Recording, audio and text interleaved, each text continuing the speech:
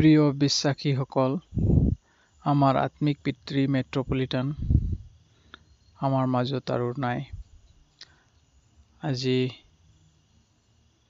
8 মে 2024 চন সন্ধিয়া পৰত তেওঁ পৰলোক হয়, তেওঁৰ মৃত্যু হয়।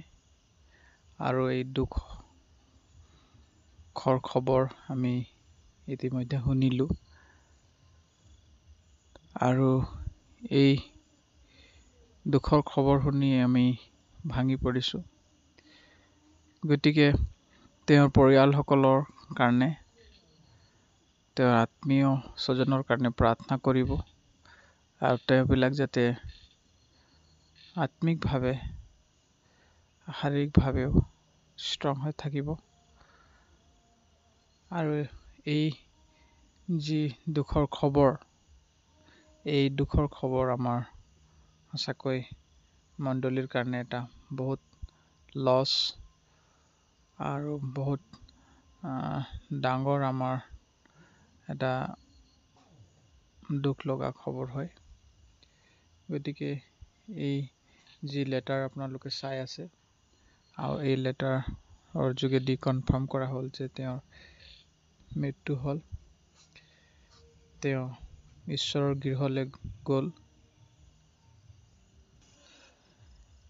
জানিব পৰা মতে তেওঁৰ মৃত্যু আমেৰিকাত টেক্সাছ ডালাছত হ'ল আৰু তেওঁৰ মৃত্যু তাতে হ'ল। জানিব পৰা মতে তেওঁ যেতিয়া ডালাছত আছিলে, টেক্সাছত USA, তেতিয়া মৰ্ণিং ৱাক কৰিবলৈ ৰাতিপুৱা গৈছিলে আৰু মৰ্ণিং ৱাক কৰা সময়তে গাড়ী এক্সিডেণ্ট কৰিলে আৰু এক্সিডেণ্ট কৰাত তেওঁৰ হেড ইঞ্জুৰি হৈছে আৰু চেষ্ট ইঞ্জুৰি হৈছিল। আৰু ইতিমধ্যে তেওঁ অপাৰেশ্যন কৰি ট্ৰিটমেণ্টত আছিলে।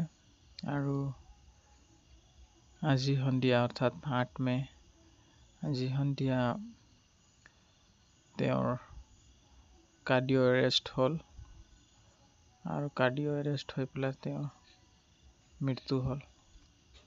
এই খবৰটো সঁচাকৈ দুখ লগা। আমাৰ সকলোৰে প্ৰাৰ্থনা যে তেওঁৰ আত্মা চিৰশান্তি হওক, চিৰদিন ঈশ্বৰৰ ওচৰত থাকক। May his soul rest in peace. Amen.